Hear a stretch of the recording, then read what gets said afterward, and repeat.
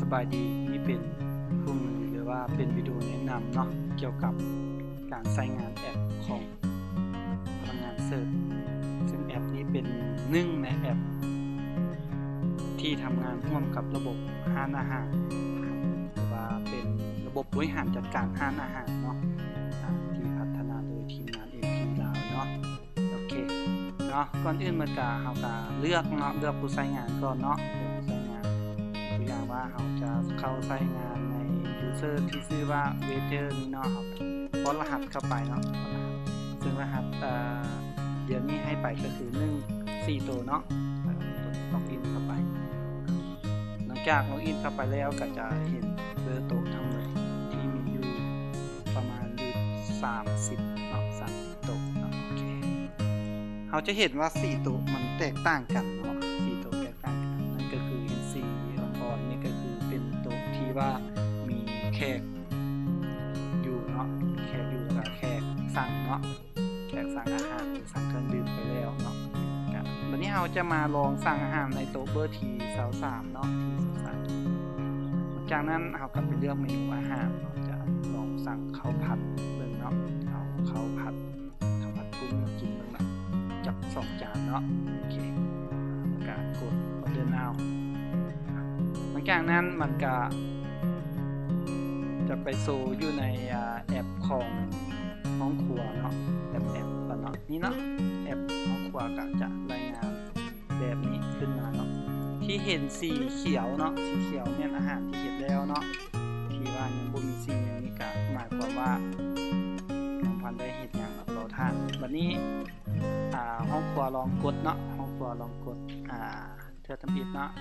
กดบันทึกว่าเขาจะเริ่มเห็นแล้วเด้อสิเนาะมันก็จะขึ้นสี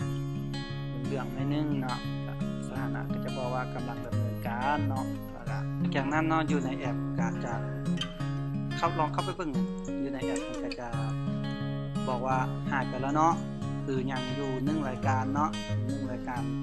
1รายการนั่นก็คืออยู่ในนี้เนาะอยู่ในแอปของห้องครัวก็จะยังอยู่1รายการเนาะ1รายการก็คือข้าวผัดกุ้งเนาะจำนวน2เนาะ2 จานเนาะจำนวน2 จานคือรอท่าเนาะพนักงานเสิร์ฟสามารถ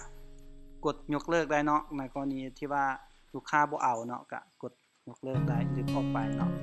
อยู่ห้องครัวก็จะหายออกไปเช่นกันเนาะห้องครัวจะหายออกไปจากนั้นพนักงานเสิร์ฟสามารถเฮ็ดหยังได้อีกก็สามารถเช็คบิลเนาะเช็คบิลได้ว่ามีอาการใดๆเนาะคือตัวนี้เนาะกำลังเฮ็ดเนาะมันจะยังพันได้ขึ้นโต๊ะเนาะโอเควันนี้ขึ้นโต๊ะก็ยังพันโซเงินออกมาเนาะวันนี้ลองกดไปเนาะโอเคเนาะสั่งไปแล้วเนาะวันนี้พนักงานเสิร์ฟขึ้นโต๊ะบอเนาะยังพันขึ้นย้อนอย่างเนาะลอง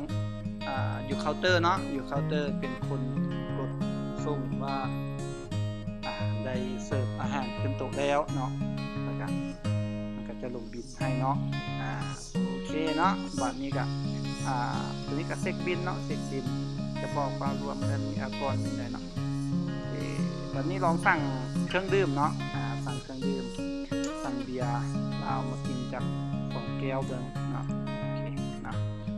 สั่งเบียร์เรามากิน2 แก้วแล้วก็ไปเบิ่งที่เช็คบิลเนาะก็จะเห็นว่าเบียร์รามแก้ว12 แก้ว24เนาะ24,000นะครับอากร 10% เนาะอากร 10% ก็คือ 2,400 รวมกันเนาะออกตัวนี้เนาะในแอปเสิร์ฟกับคร่าวๆเนาะมีประมาณสำนี้เนาะเพราะว่าหลักๆแท้ส่วนของการจัดการทั้งหมดข้อมูลทั้งหมดจะอยู่ในส่วนของเคาน์เตอร์กับแอดมินเนาะแอดมินเป็นผู้จัดการระบบหลักเนาะแล้วก็เคาน์เตอร์ก็จะจัดการเกี่ยวกับเรียกประจำวันของเคาน์เตอร์และมีหน้าที่